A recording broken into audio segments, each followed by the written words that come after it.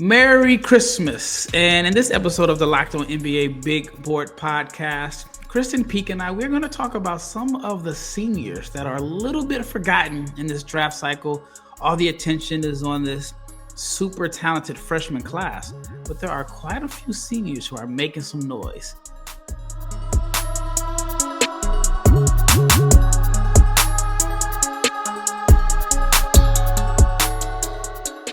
Big shout out to each and every person that has made the Locked On NBA Big Board Podcast your first listen of the day. And special thanks to those that are listening on Christmas Eve or Christmas. We appreciate each and every listen. And we're going to talk about the seniors because, like I mentioned in the open, there are a lot of freshmen that absolutely deserve the attention that they're getting.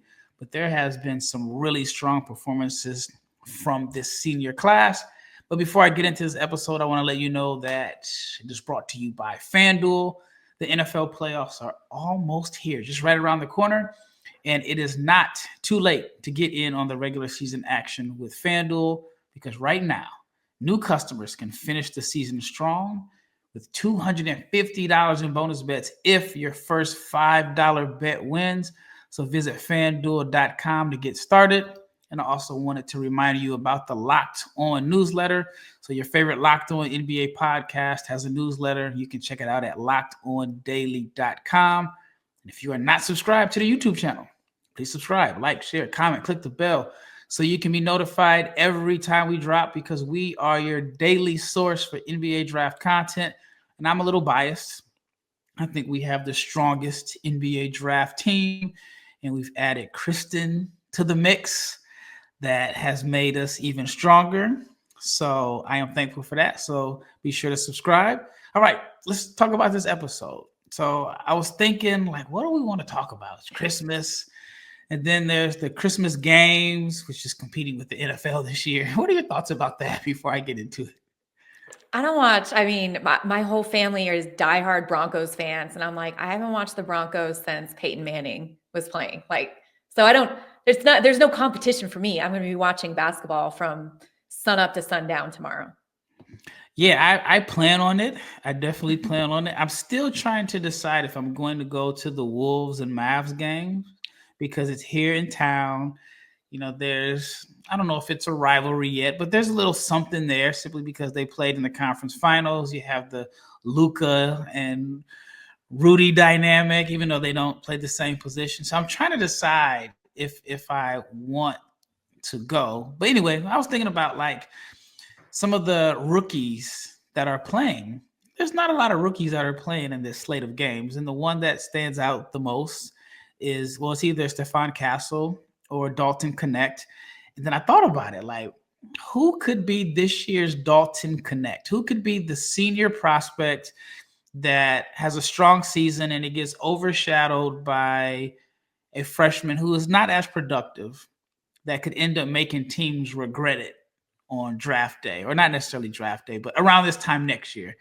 And so last year we were talking about Jaime Jaquez, how he fell in the draft and he was very productive for Miami. This year, so far, the early quarter of the season, we've talked about why did Dalton Knecht fall. So I want to ask Krysten, who are some seniors do you think that are being overlooked despite having strong senior seasons so far? I mean, it's so funny, Rafael, because like you nailed it on the head. There's always that, like, when teams are putting their draft boards together and they're looking at the medicals, they're looking at the age, and they love these one and done prospects because they get to get them in their system at 18, 19 years old, and they get more longevity from them, even if they're not a polished product. But the thing is, when you see a 4-year player, you've had 4 or 5 years now, maybe even 6, 7, 8, if you scouted them in high school, and you know what you're getting from that player. And typically they've been plug and play right away. So when we look at this draft, yes, the top 5, top 6, there's going to be littered with the one and done talent. But when you look at the back half of the first round, when you sneak into the second round, there's always going to be that gem, and teams love finding them. And so when we look at this group here, Johni Broome, Kam Jones, Nique Clifford, Sallis, Ryan Kalkbrenner, and Maxime Raynaud. Is that how you say his name? Raynaud. the Raynaud, Yep. Raynaud from Stanford. Like these are a group of players that are already starting to pop a little bit in the season, even despite being fifth-year seniors, four-year seniors. Just off the top of your head, who do you think is the first senior off the board? I think there's going to be a lot into it. We know this, Rafael. A lot of it goes into intel gathering. It's not just your numbers and your box scores and how productive you are on the court. I really like Clifford. We saw David Rowdy sneak into the first round. I don't think they were teammates, but he was also out of CSU.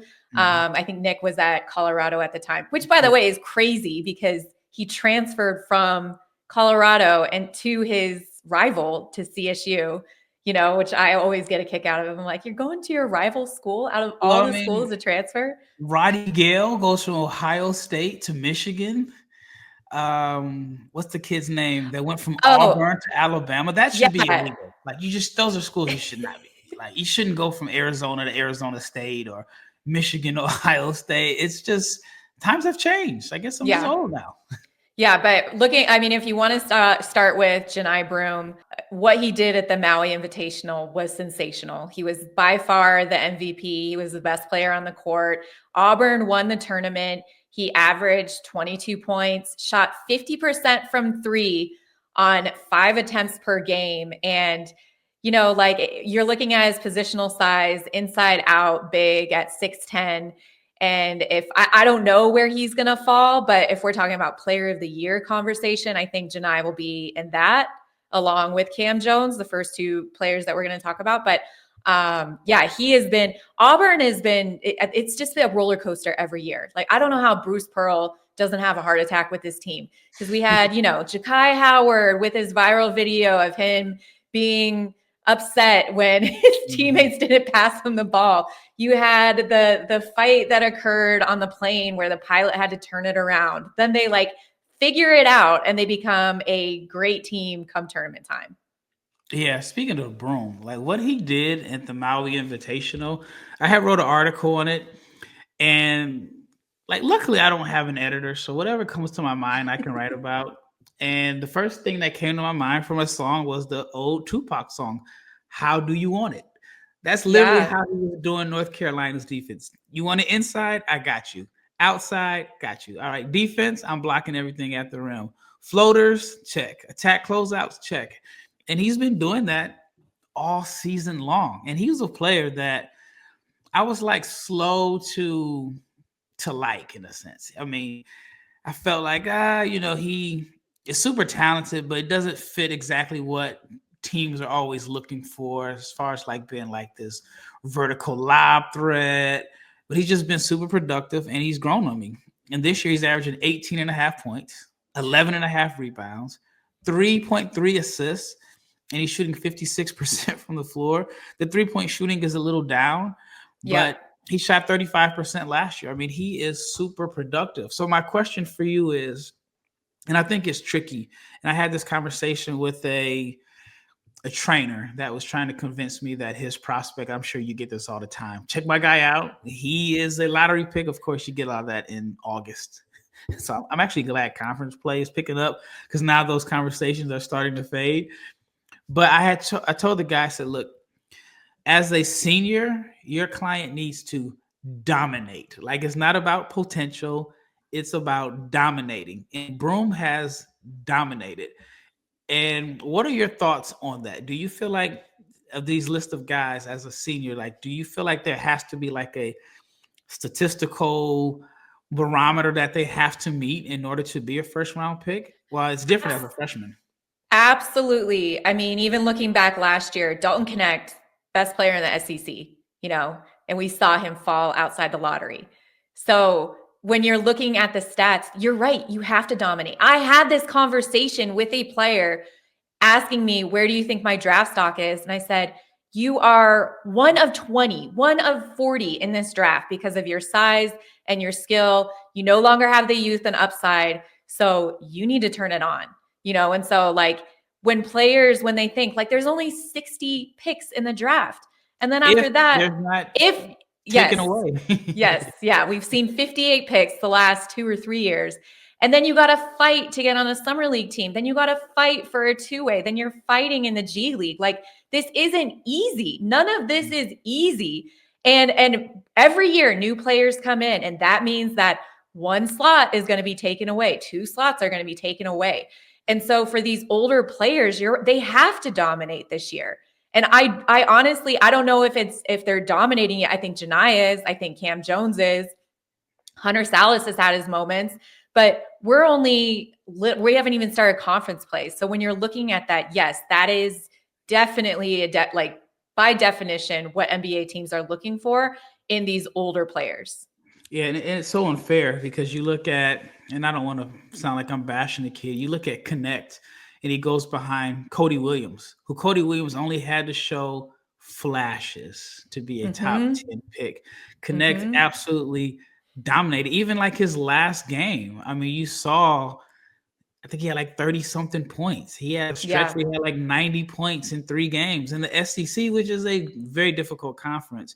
So I do think that for seniors, you have to dominate. But I can't look at anyone on this list between Broome, Kam Jones, Nique Clifford, Hunter Sallis, Ryan Kalkbrenner, Maxime Raynaud, and say they are a lock to be a first-round pick. You hear teams that say, "Oh, I like him," but we're how many months away from the draft? Are you going to like him when your name is on the line and you have to back this pick? Like, it's so much easier, you're right, to take that potential and the player that shows flashes. But anyways, this is another conversation that we can have at another time. I don't know how many of these players will go in the back half of the first. I don't know how many of them will sneak and actually be drafted, but what they're doing right now at the college level, they're getting scouts and executives' attention, and that's all you can do. All right, up next, I want to talk about Kam Jones. I know Kam is a favorite of Krysten's, and we talk about what he's done this year. Also, Nique Clifford.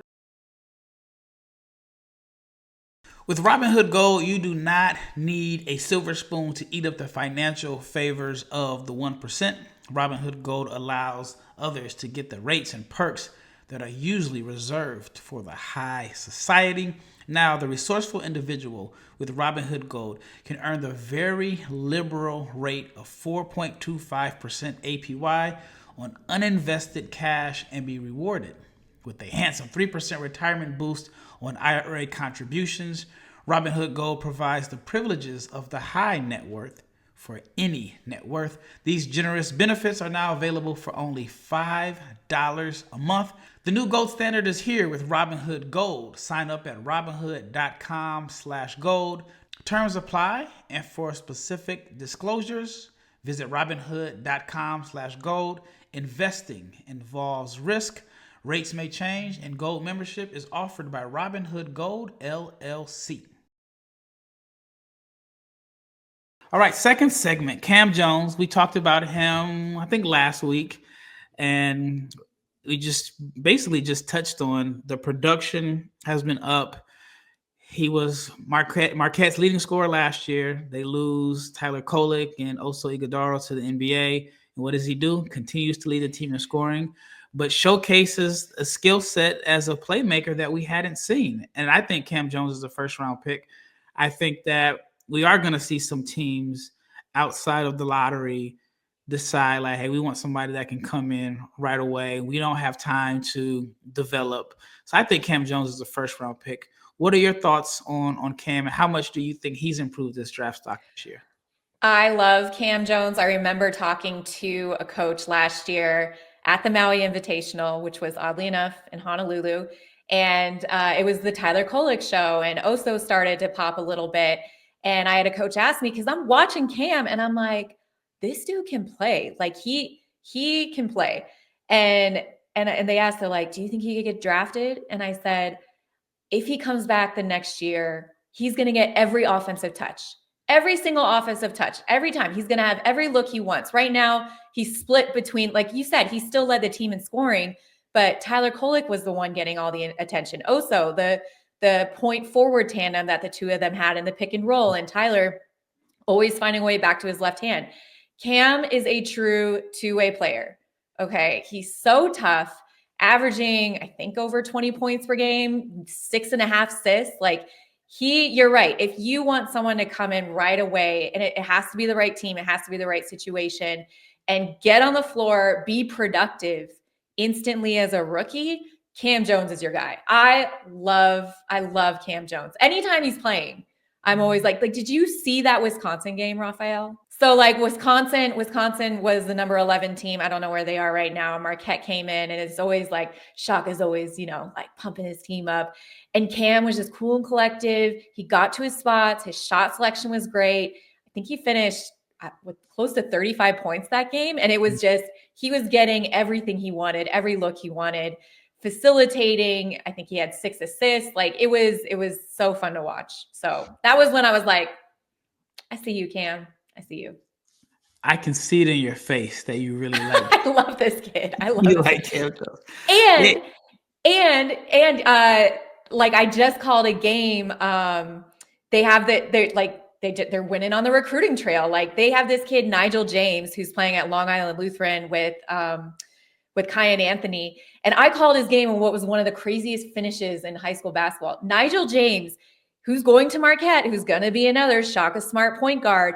He got Long Island Lutheran back into the game. They almost beat Sunrise Christian. They lost by 2. It was a crazy finish. But anyways, Nigel is awesome. Kam Jones is awesome. I love the Shaka Smart guards.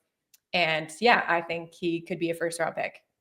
Yeah, Shaka Smart, to me, made the wise decision of leaving Texas to go to Marquette. It seemed a little weird at first, but, I mean, it just makes a lot of sense for him. But Kam Jones is averaging, like you said, 20 points per game, rounded up to 5 rebounds, 6.5 assists, and he's shooting 54% from the floor, and he's averaging 1.6 steals per game. Do we think he's 6'5"? Like when we get to the combine and he takes his shoes off, is he 6'5"?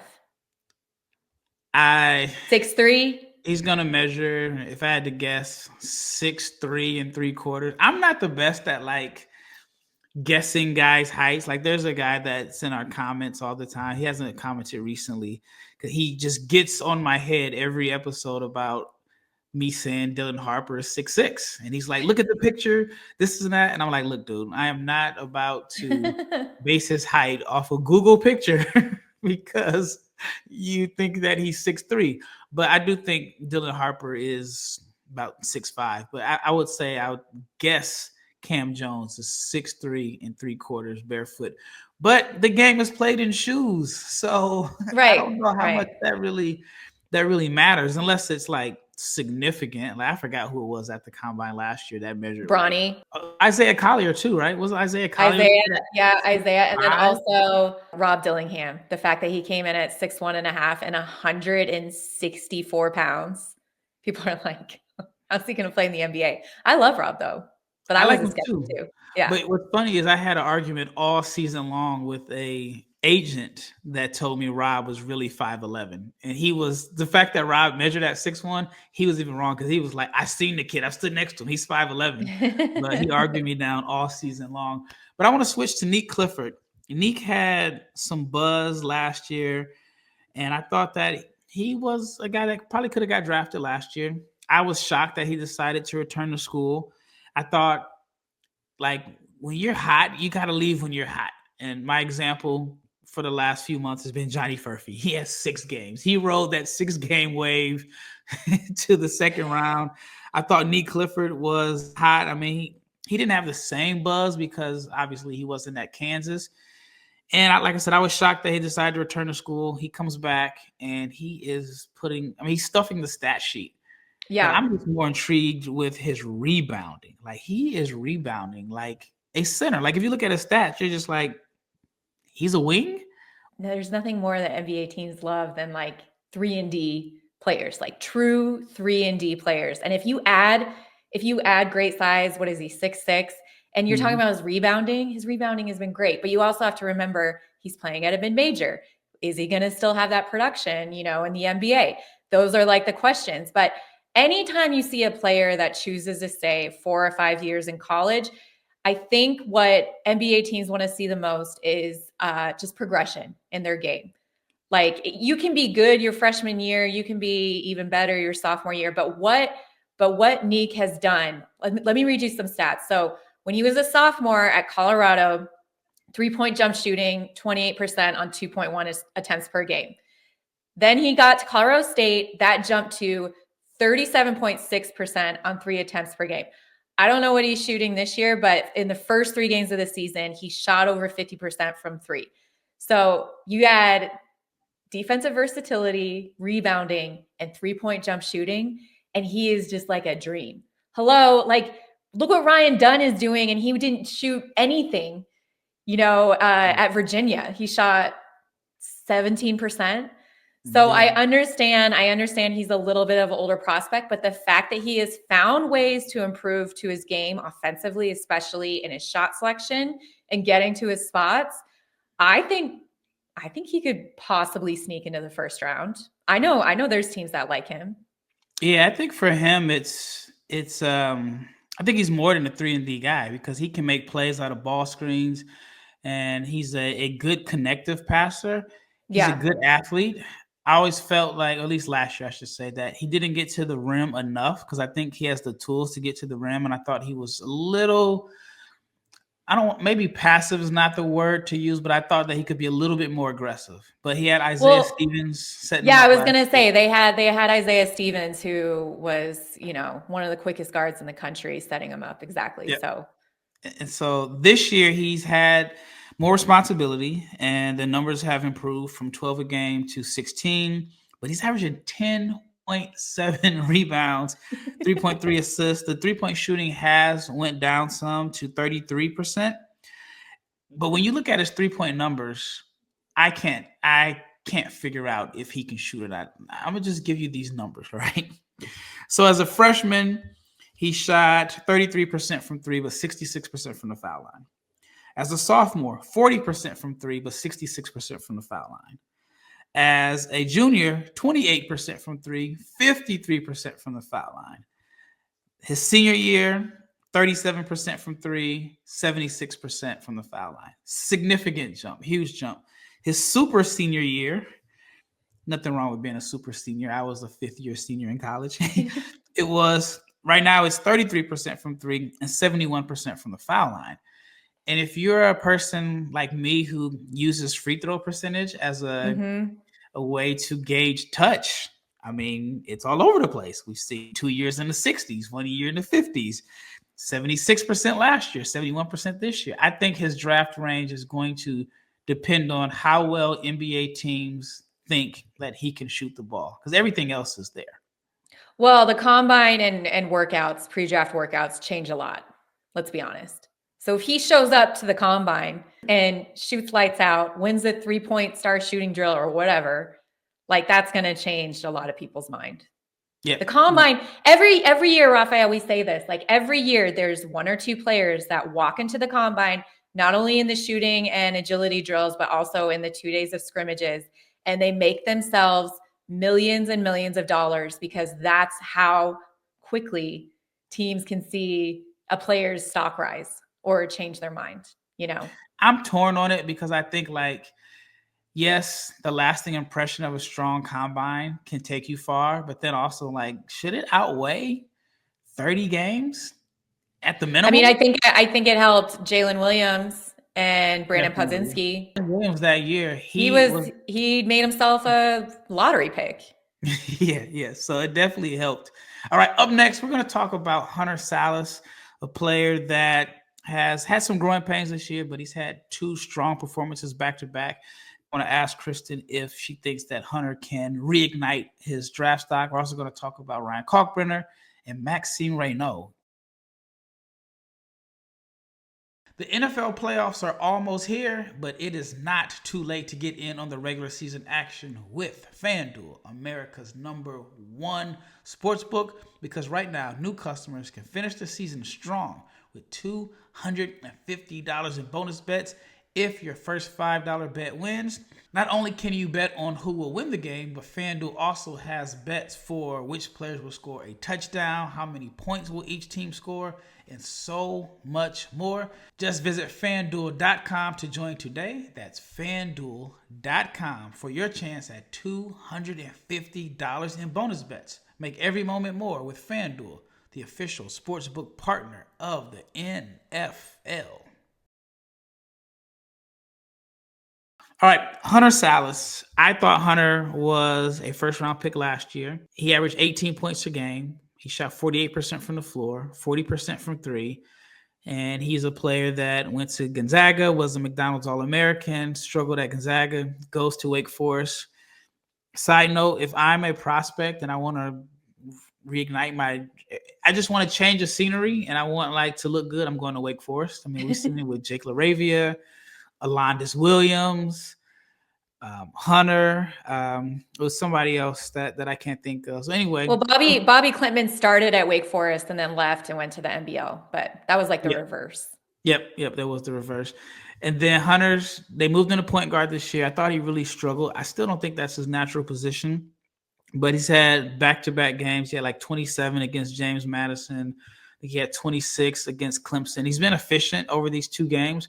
What are your thoughts on him and his overall draft stock?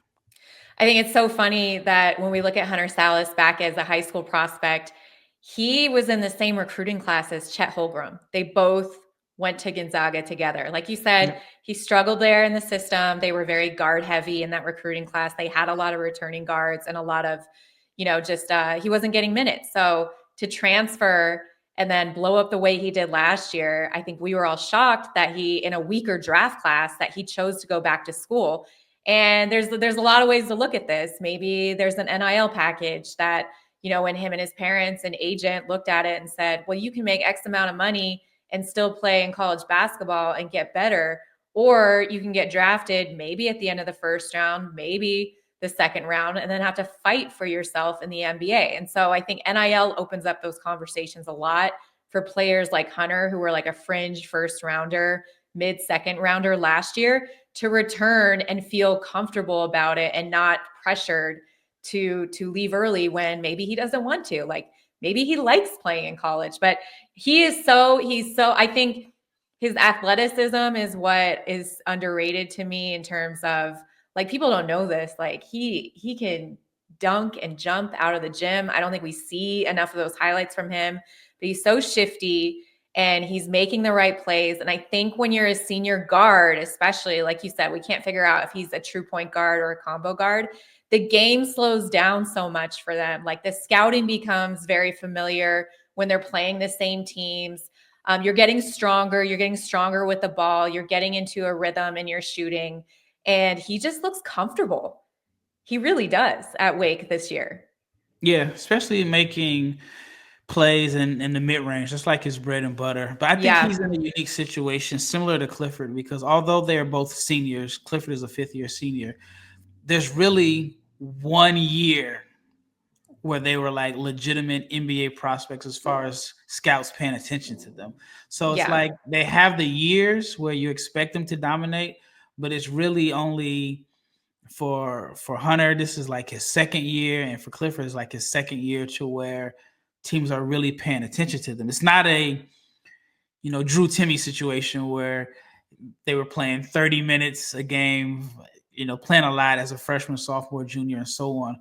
But I want to talk about Ryan Kalkbrenner, the guy that got off to like the hottest start I've ever seen. Like, what was the game? Was it like 20 of 22? 20 of 22 and 49 points. Did you tweet that out that like he scored more points than X amount of teams that same night? That was like, I think so. Crazy. I mean, he just doesn't like, I want to say like through the first 4 or 5 games, he was shooting like 90% from the floor, but he's always been crazy efficient. Like that's always been his thing. But I wanted to ask you, what are your thoughts about him as an NBA prospect? The knock on him is that maybe he's not a good defender on the NBA level, but we're also talking about a guy that's like 3-time defensive player of the year in the Big East. I've never seen a situation where a guy is a defensive player of the year multiple times in a conference, and the concern is whether or not he can defend in the NBA. I think it's more, they look at his athleticism. Like he's not the most athletic guy, in college basketball. I got a chance to watch him 3 times when they were here for the New Era tournament, new players, whatever that was, over Thanksgiving. And then he sat out the last game with a sore back. And so I think when you're looking at the concerns, listen, he is a dream in the pick and pop. He can play inside out.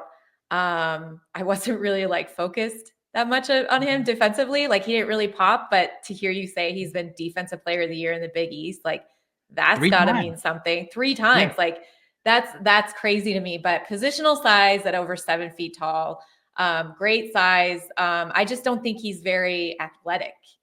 Like he doesn't move very well. And so when you're looking at, 4-year player, those are the only concerns. But he's been fantastic for Creighton. They've just been riddled with injuries, kind of in this midseason area.